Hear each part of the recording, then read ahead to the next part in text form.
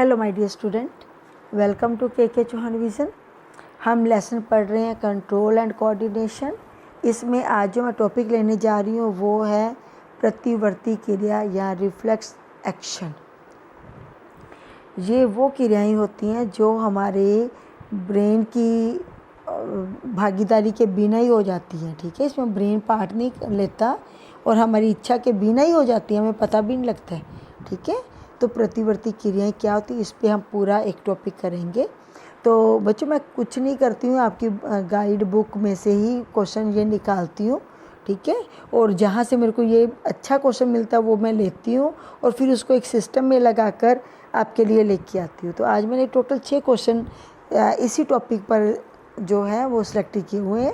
तो हम इसको समझते हैं, मैंने एक सिस्टम सा बना के इसको एक्सप्लेन करती हूँ मैं। ठीक है जी। तो प्रतिवर्ती क्रिया और टहलने के बीच में क्या अंतर है। पहली बात तो हम प्रतिवर्ती क्रिया को जान लेते हैं कि प्रतिवर्ती क्रिया वो होती हैं जो हमारी मस्तिष्क के बिना ही हो जाती है। एक्चुअल में होता क्या है कि जैसे मेरे को एक गिलास पानी का लेके आना है, तो इसमें क्या हुआ, पहले एक इच्छा पैदा हुई, फिर मैं चलूँगी तो मेरे मस्तिष्क पर ये इच्छा गई और मस्तिष्क जो है फिर पहले मेरी रज्जु आता है, मेरी रज्जु फिर मस्तिष्क को भेजता कि पानी लेके आना है। तो मस्तिष्क फिर मेरी रज्जु के पास और फिर थ्रू मेरी रज्जु प्रेरक तंत्रिका या मोटर नर्व के द्वारा ये मैसेज भेजेगा कि गिलास में पानी डालकर ले आओ। तो मीन्स एक लंबा प्रोसेस है कि कहाँ से चला, मेरे हाथ में गिलास है, ठीक है, उसमें पानी है, मैंने पीना है। तो पहले मैं अपने ये मैसेज लेके मेरी रज्जु के पास आएगा, ठीक है, और मेरी रज्जु से फिर ये ब्रेन के पास जाएगा। ठीक है, और फिर ब्रेन जो है वो मोटर नर्व को कहेगा कि हाँ पानी पी लो, और फिर मैं पानी पीऊँगी, या पानी भर के ले आओ, मैं भर के ले आऊँगी। मीन्स एक लंबा प्रोसेस है। ठीक है, इसमें ब्रेन का रोल है। पर जो प्रतिवर्ती क्रिया होती है ना, उसमें क्या होता है कि जैसे मेरा हाथ किसी गर्म चीज़ से टच कर गया, ठीक है, जैसे हाथ टच करेगा तो ये मैसेज कहाँ पे जाएगा, पहले मेरी रज्जु आता है, ठीक है, मेरी रज्जु, और उसके बाद ब्रेन आता है। ठीक है, तो ये ब्रेन है। तो जैसे मेरा हाथ गर्म चीज़ से टच किया तो यहाँ की स्वेदी तंत्रिका मैसेज लेके मेरी रज्जु के पास आएगी और मेरी रज्जु जो है प्रेरक तंत्रिका को कहेगा हाथ हटा लो। इसमें ब्रेन का रोल नहीं रह जाता। ठीक है, अब समझ आ गया ना, अब इसको ईजी करती है। प्रतिवर्ती क्रिया मस्तिष्क की इच्छा के बिना होने वाली अनैच्छिक क्रिया है, इनवॉलंटरी एक्शन है। ये आगे और डिटेल में पढ़ेंगे इसी टॉपिक में। ये अपने आप होने वाली, ठीक है, क्रिया है। ठीक है, और ये स्पष्ट और यांत्रिक प्रकार की होती है। मेरी रज्जु के द्वारा नियंत्रित पेशियों के द्वारा ही कराई जाती है। ठीक है, जो स्वेदी तंत्रिका जो ऐसा संदेशा लेके जाती है, मोटर नर्व वैसा ही प्रत्युत्तर में देती है। जबकि टहलना एक ऐच्छिक क्रिया है। अब मैं आपको बोलूँ कि आप टहल कर आओ, तो आपकी मर्जी होगी, आप टहलने जाओगे। ठीक है, अगर आपकी मर्जी नहीं होगी तो आप नहीं टहलने जाओगे। आप सोचोगे कि अभी रुक के टहलने चला जाऊंगा, मैं शूज़ पहन के टहलने चला जाऊंगा, ठीक है, मैं पास के पार्क में टहल के आता हूँ। तो ये सोच विचार कर ही होने वाली क्रिया है। ठीक है, टहलना ये एक ऐच्छिक क्रिया बन जाती है। इसमें मस्तिष्क का पूर्ण कंट्रोल चल रहा है। प्रतिवर्ती क्रिया में शरीर के केवल एक ही भाग प्रतिक्रिया करता है। मेरा अगर हाथ गर्म चीज़ से टच किया तो वही हटेगा, बाकी शरीर नहीं हिलेगा।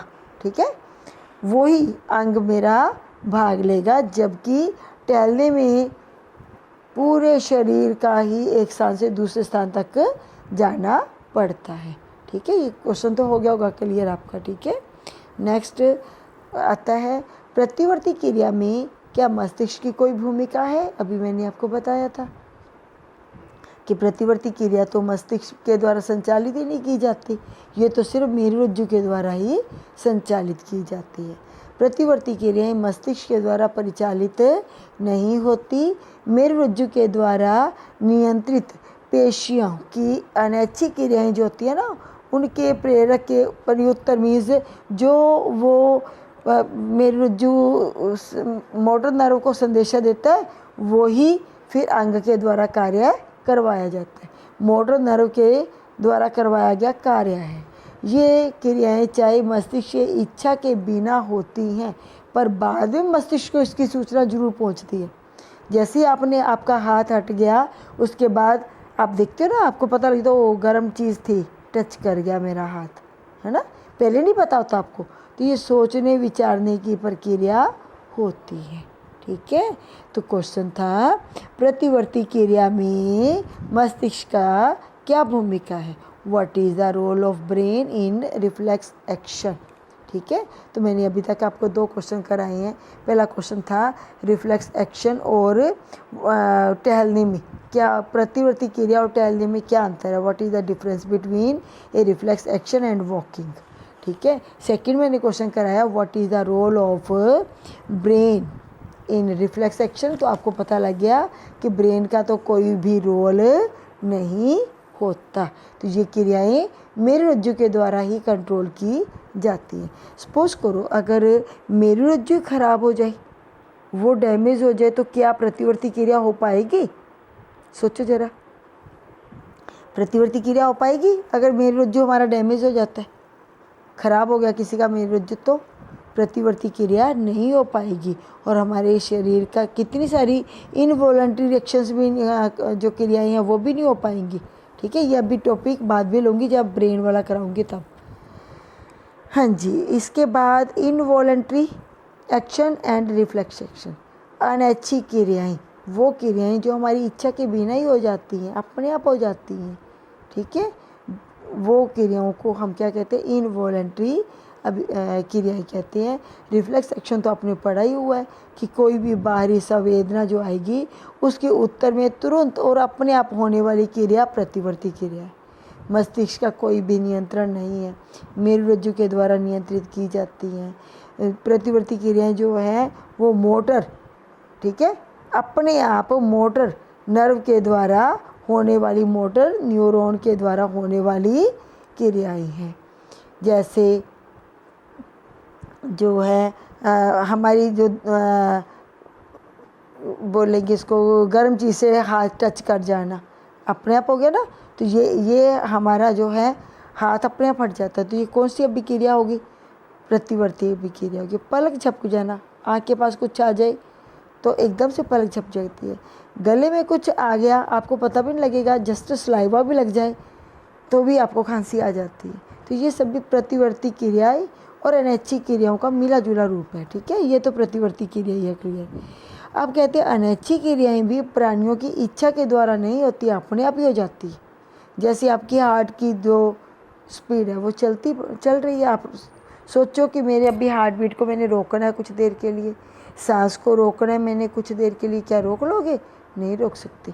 तो ये भी अनैच्छिक क्रियाएं जो है वो भी अपने आप होती जा रही है। तो इसको अनैच्छिक क्रियाओं को ना जो है वो मेरुरज्जु नहीं, उसको मिड माइंड जो अपना मिड ब्रेन जो है, मध्य मस्तिष्क और पिछला मस्तिष्क के द्वारा कंट्रोल किया जाता है। ठीक है, ये भी क्वेश्चन हो गया कि क्वेश्चन था हमारा how are involuntary actions and reflex actions different from each other. ठीक है, नेक्स्ट हम क्वेश्चन करते हैं। हमने एक रे डायग्राम के द्वारा इसको समझना है कि ये प्रतिवर्ती क्रिया कैसे होती है। ठीक है, तो ये क्वेश्चन जो है समझने वाला ही है कि प्रतिवर्ती क्रिया को उपयुक्त उदाहरण के द्वारा हमने परिभाषित करना है। तो हमने पता ही लग गया है कि जो बाहर से उद्दीपन आते हैं, परिवर्तन आते हैं, जैसे कोई आपके नोज़ में कोई चीज़ चली गई है तो एकदम से क्या होएगा, छींक आ जाएगी, है ना। आप दौड़ रहे हो, अपने आप पैरों में कुछ नहीं डाला हुआ, तो चलते चलते एकदम से कांटा लग गया पैर में, ठीक है, तो एकदम आपका पैर रुक जाएगा। ठीक है, हालांकि आपकी बॉडी दौड़ना चाह रही है पर आपका पैर तो रुक ही जाएगा। ठीक है, तो ये ऐसी क्रियाएं जो होती हैं वो प्रतिवर्ती क्रियाएं। गर्म चीज़ से हाथ टच कर गया वो भी प्रतिवर्ती क्रिया है। ठीक है, तो जैसे आप चल रहे हो, अचानक आपके पैर की नस खिंच जाए तो क्या होगा, चल पाओगे, नहीं चल पाओगे, है ना। तो ये भी हम प्रतिवर्ती क्रिया में कंसीडर करते हैं, पर बाद में प्रतिवर्ती क्रिया में बाद में ब्रेन को पता जरूर लगता है। तो प्रतिवर्ती क्रिया जो है वो बाहरी परिवर्तनों और उद्दीपनों के प्रति प्राणियों की प्रक्रियाएं दो प्रकार की होती है। एक तो अच्छी ऐच्छिक होती है, हमारी इच्छा के अनुसार चलने वाली, जैसे आपके सामने गुलाब जामुन ले आए, ठीक है, मीठे गुलाब जामुन ले आए तो आपके मुंह में पानी अभी आ गया ना, सुन के नाम ही आ गया। तो ये कैसे हुआ? ये कुछ हमारी इच्छा के बिना ही पानी आ गया है। अब वो गुलाब जामुन को आप खाओगे तो वो ऐच्छिक क्रिया बन गई। अनैच्छिक क्रियाएं प्राणी की चेतना और इच्छा शक्ति के अधीन नहीं होती, अपने आप ही पानी आपकी मुंह में आया। ये दो प्रकार की होती हैं, एक ऑटोमेटिक और एक रिफ्लेक्स, ठीक है। ऑटोमेटिक अपने आप होने वाली, ठीक है, एक रिफ्लेक्स मेरे रज्जु के द्वारा कंट्रोल की जाने वाली। तो ये मैंने एक चाप दिखाया हुआ है, जैसे आपका हाथ गर्म चीज़ के साथ टच कर गया, ठीक है, ये गर्म चीज़ है। जैसे ही आपका हाथ गर्म चीज़ से टच किया तो संवेदी तंत्रिका जो यहाँ की हाथ की थी ना, संवेदी तंत्रिका इस महसूस को लेके कहाँ पे जा रही है? मेरे रज्जु के पास आ रही है, ठीक है, मेरे रज्जु के पास आई। अब मेरे रज्जु की ड्यूटी बनती थी कि इस मैसेज को कहाँ पे लेके जाए? वो ब्रेन के पास, मस्तिष्क के पास लेके जाए, पर तब तक तो बहुत लेट हो जाएगा। अब मेरे रज्जु क्या करता है? एक प्रेरक तंत्रिका, मोटर नर्व, ये वाली मोटर नर्व को कहता है कि हाथ को हटा लो, तो हाथ गर्म चीज़ से हट जाता है। इसमें पूरा शरीर नहीं हमारा हिला, सिर्फ ये हमारा हाथ ही जो है वो एक्शन में आता है, ठीक है।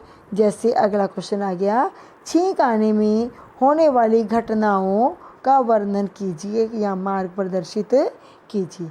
अब छींक आपको अक्सर आ जाती है, क्या क्या होता है छींक के दौरान? कभी सोचे? छींक के दौरान कोई भी हवा में अनवांटेड पार्टिकल जो है वो आपकी नोज़ में चला जाता है। वैसे तो नोज़ में एक परमात्मा ने बनाया हुआ है कि नोज़ में छोटे छोटे हेयर होते हैं, श्लेष्मा होता है, जो म्यूकस होता है, जो इस अनवांछित कणों को आगे नहीं जाने देता। पर एक बार अगर नाक में आ जाते हैं और वो इरिटेट करते हैं तो फिर छींक आनी ही आनी है। तो ये अवांछनीय कण जो है वो संवेदना का काम करेगा। संवेदक संपर्क को क्या करता है? संवेदक स्पर्शक को उद्दीपित करता है।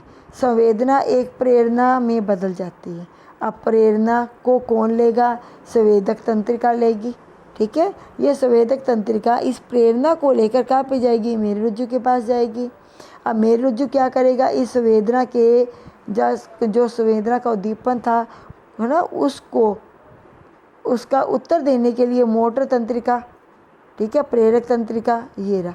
देखो सबसे पहले उद्दीपन आया नाक में, नाक ने ग्रहण किया, संवेदी तंत्रिका लेकर कहाँ पे गई? मेरे रज्जु के पास गई। यहाँ तक तो हमने पढ़ लिया। अब मेरे रज्जु क्या करता है? प्रेरक तंत्रिका या मोटर तंत्रिका कहो चाहे प्रेरक तंत्रिका को, एक ही बात है। इंग्लिश में मोटर कहते हैं इसको, मोटर न्यूरॉन, ठीक है। मोटर तंत्रिका द्वारा मांसपेशियों को जाता है। मोटर तंत्रिका पेशियाँ आ गई, कहाँ की पेशियाँ? नोज़ की। और जैसे ही नोज़ की पेशियाँ सिकुड़ती हैं, ठीक है, फिर क्या हो जाती है? छींक आती है।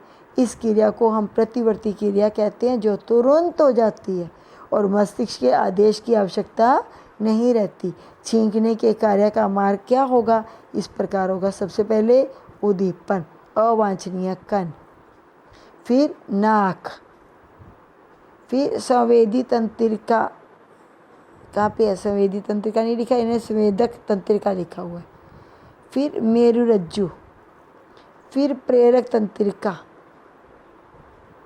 मोटर तंत्रिका, फिर मांसपेशियाँ सिकुड़ती हैं, फिर छींक आती है, ठीक है। हो गया ना ये सारा सिस्टम। ऐसे नहीं कि ये पहले लिख दिया, ये बाद में लिख दिया, ये यहाँ पे लिख दिया, ये यहाँ पे लिख दिया, ऐसे नहीं। सिस्टम में लिखना है, इसका नंबर डाल लो आप। ये नंबर 1 है, ये 2, 3, 4, 5, 6 और 7 स्टेप में होने वाली ये एक्शन है, ठीक है। तो ये था हमारा प्रतिवर्ती क्रिया और इससे रिलेटेड क्वेश्चन। तो एक क्वेश्चन इसमें एक और आ गया, मेरुरज्जु आघात में कौन सा पार्ट जो है वो इफ़ेक्ट हो जाता है, ठीक है। अगर मेरुरज्जु हमारा ख़राब हो गया, ठीक है, इस पे चोट लग गई, तो हमारी प्रतिवर्ती क्रियाएं और अनैच्छिक क्रियाएं ठीक है, ये इनमें रुकावट आनी शुरू हो जाएगी, ये ठीक ढंग से नहीं हो पाएंगी।